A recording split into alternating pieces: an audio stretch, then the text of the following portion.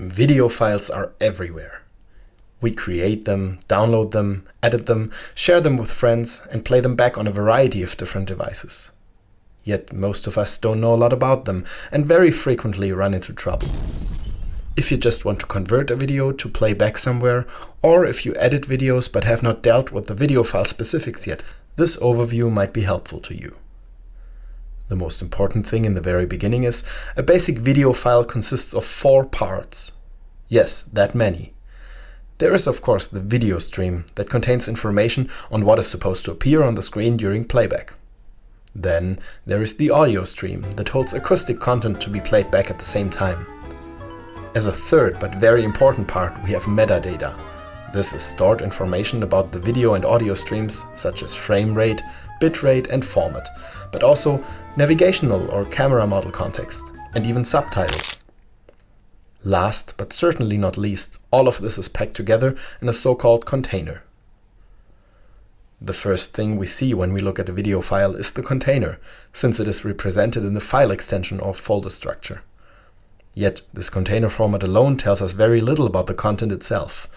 And if a video file cannot be played back or imported into your editing software, this can be due to the used codec, in which case you will have to re-encode it, or simply due to an unsupported container, which you can losslessly change. So it's good to know a few things about containers. The currently most commonly used containers are AVI and WMV or ASF, developed by Microsoft, MOV, developed by Apple, MKV and OGG, which are open source, AVCHD, developed by Panasonic and Sony, and MP4, developed by the Moving Pictures Expert Group. Not every container can hold every type of codec, so you should choose your container format wisely. While the AVI container is still often used and widely known, it is very old and cannot hold more modern codecs like the popular H.264, so try to avoid it. The Windows-based containers WMV and ASF are not very flexible if used with anything but a Microsoft codec inside and cannot simply be played back on other operating systems. So you should try to avoid them too if you want to share the video with other people. Apple's MOV container supports virtually all codec formats and can be played back using QuickTime on all systems, so it is an option, but still a very Mac-based one. The open source containers OGG and especially MKV are highly flexible and can be used for sharing, but are sadly still not very well supported by editing software and some players. AVCHD was developed especially for consumer camcorders and is the only container format amongst these that does not store everything in a single file, but rather in a folder structure. Be very aware that if you delete the folder structure and only keep the MTS files, you are missing all the metadata information and will most likely run into problems when importing them into your editing or conversion software. Always keep the whole folder structure. You can already tell that this container is probably not very well suited for sharing or editing. Which leaves us with MP4. While it can also not hold a huge variety of codecs, it does support the most advisable compression format H.264, which we'll come to later. An MP4 file can be played back on almost all operating systems, mobile devices and standalone players, and is accepted by almost all video sharing websites. So that's the one to go with if you want to share your video with others. When it comes to editing, trust your nonlinear editing software to pick the right one and convert the imported files for you. If you have trouble importing, most software out there will accept MOV containers as input format. So what's inside your container once you open it up? Aside the metadata, we have 2 streams of information, both of which will most likely be compressed with some sort of codec. Codec just means compress-decompress, and it is meant to reduce the size of the content.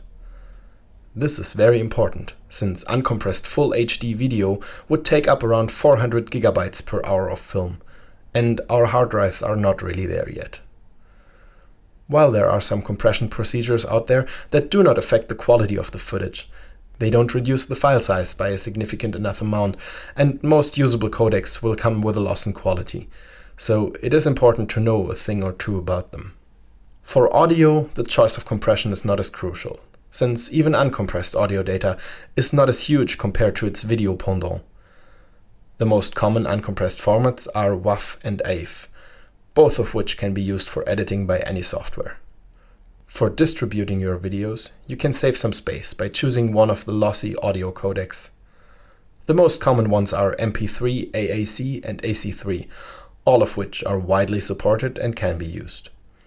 For normal tasks, a bitrate of 96 kilobits per second and channel should be enough not to show the compression.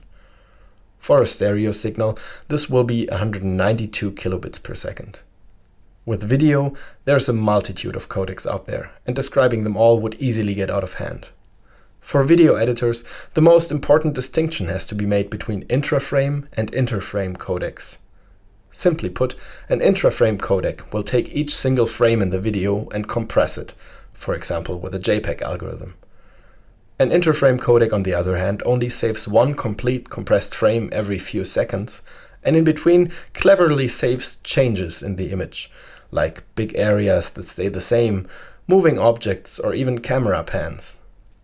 That way it can reduce the file size a lot more than an intraframe codec. It should be obvious that if you use an interframe codec for editing, this will mean a lot more work for your computer. When you want to jump to or cut at a certain frame, it will have to search for the first complete frame before this one and then calculate all the interframe changes since then to show you the resulting picture. This means that interframe codecs can be used to edit video, but they are a lot heavier on your CPU load and will not let you work as quickly.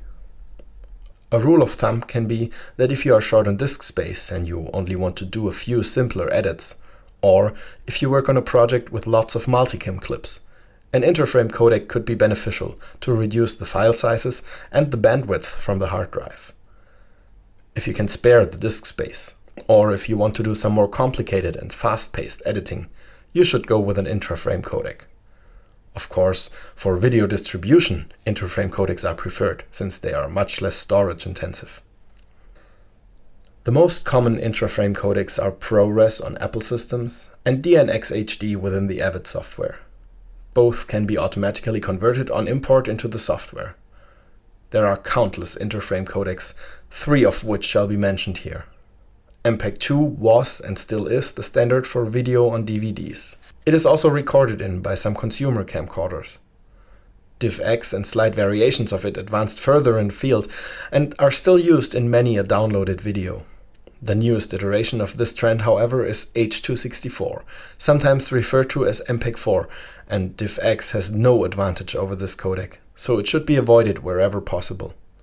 There is already a successor on the way by the name H.265, but it is not here yet. So unless you have to deliver MPEG-2 for DVD, the best codec to distribute in currently is H.264, since for a given file size it provides the best quality. To simplify and sum up, remember to distinguish between codecs and containers. For editing video, try to stick to a ProRes codec and a lossless audio codec like WAV or AVE in a MOV container.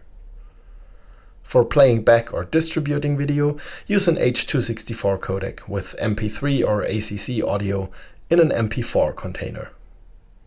If you have any more questions or would like to hear a more detailed explanation on any part of the video, please ask me in the comments.